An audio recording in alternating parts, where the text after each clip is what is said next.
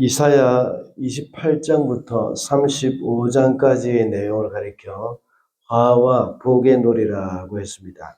그 중에 어제 우리가 살펴본 28장에서는 북이스라엘과 남유다의 심판에 대해서 예언을 했습니다. 그리고 곡식을 떨기 위해서 각 곡식마다 다른 타작 방법을 사용해서 그 열매를 얻는다고 했습니다. 그 열매를 드리는 성도는 이 세상의 권세와 권력을 자랑하지 않고 거룩한 삶을 살아야 한다고 했습니다. 그리고 열매를 드리는 성도는 이제 하나님의 연단을 달게 받는다고 했습니다. 오늘 본문 29장에서는 범죄한 백성들에 대해서 하나님이 징계를 하시는데 그 목적은 멸망이 아니라 연단에 있고 또 궁극적으로는 그 백성의 구원을 목적으로 한다고 말씀하고 있습니다. 그리고 유다 백성들이 타락한 증상은 영적인 무지와 또 형식적인 신앙생활, 그리고 이방 나라와의 동맹, 이런 것들을 말하고 있습니다. 그리고 선민과 빈민을 중심으로 한 그 선민사상, 그것을 그 선민사상과 회복에 대한 예언을 오늘 본문에서는 하고 있는 겁니다.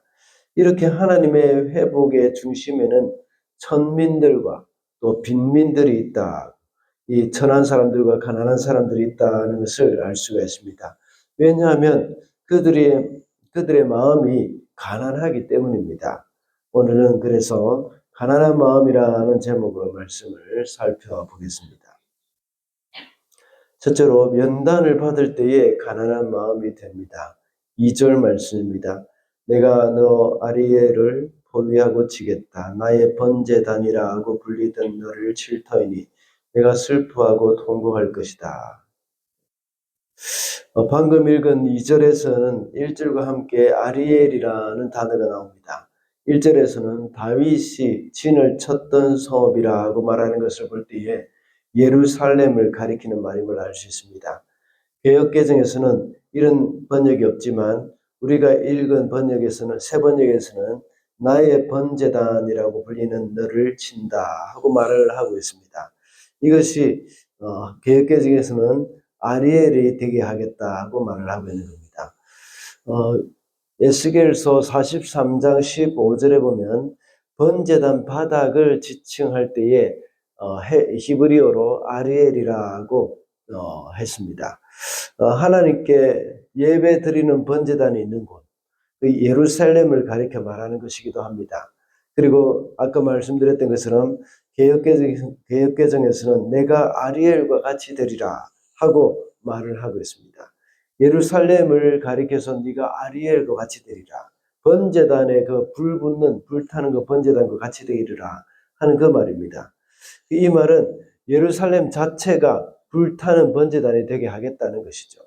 지금까지는 형식적인 제사로 하나님을 노엽게 했던 예루살렘이 불타게 됨으로 인해서 예루살렘 자체가 불타는 번제단이 될 것이라는 말씀을 하고 있습니다.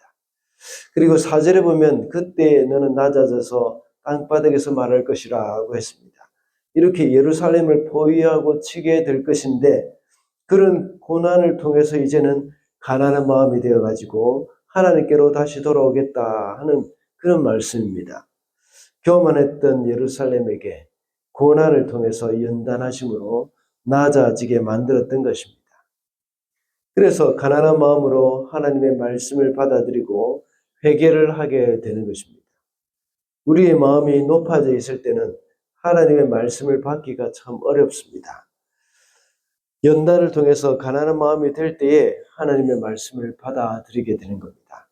그러므로 연단을 통해서 우리의 마음이 가난하게 된다는 것은 하나님이 주신 기회입니다. 그리고 또한 하나님이 주신 큰 복이라고도 할 수가 있습니다. 우리에게 고난이 올 때에 그것이 하나님의 연단이라고 생각하고 감사함으로 받아야 하겠습니다. 그럴 때에 우리의 마음이 더욱더 가난하게 돼서 하나님을 더 찾게 되고 하나님을 더 의지하게 될 수가 있다는 것입니다. 둘째로 하나님의 계시를 알기 위해서는 마음이 가난해야 합니다. 11절 말씀입니다. 이 모든 묵시가 너희에게는 마치 밀봉된 두루마리의 글처럼 될 것이다.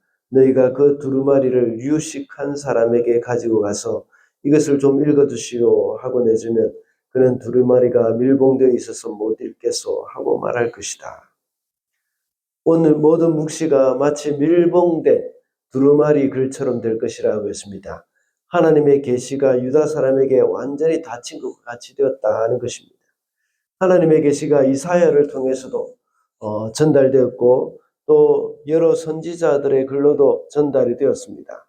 그러나 유다 사람들은 하나님의 계시를 깨닫지 못했습니다. 그 이유는 그들이 교만했기 때문입니다. 그들의 교만은 하나님 없이도 살 수 있다고 생각을 하게 되었던 것입니다. 그래서 하나님의 말씀을 들으려고 하지 않았습니다. 하나님은 이사야 6장에서 이사야 선지자를 부르실 때에 하신 말씀인 것 같습니다. 듣기는 들어도 깨닫지 못하고 보기는 보아도 알지 못할 것이라고 했습니다. 이 하나님의 비밀은 교만한 자들에게는 열리지 않습니다. 오늘 우리가 읽었던 11절 말씀에서도 유식한 사람들에게 읽어달라고 했지만 이 글이 닫혀 있어서 내가 열 수가 없다고 말합니다. 그렇다고 해서 무식한 사람도 역시 읽을 수 있는 것이 아닙니다. 그들은 글을 알지 못한다고 했지만 또한 그들이 무식하다고 해서 가난한 것은 아니거든요.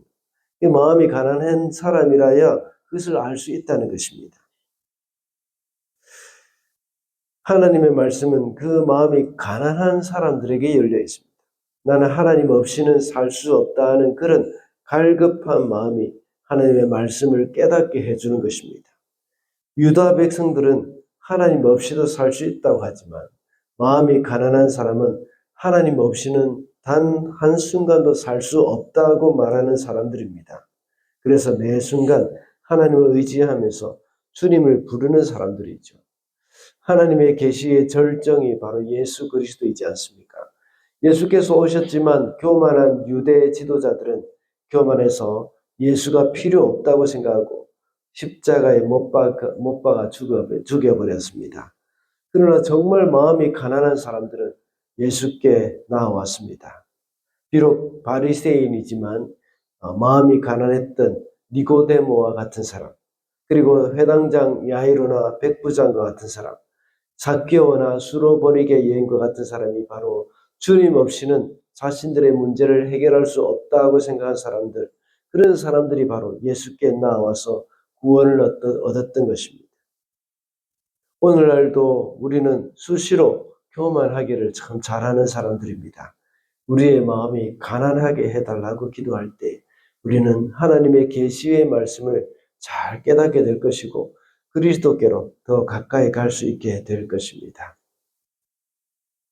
마지막으로 참된 기쁨을 맛보기 위해서는 가난한 마음이 되어야 합니다. 19절 말씀입니다.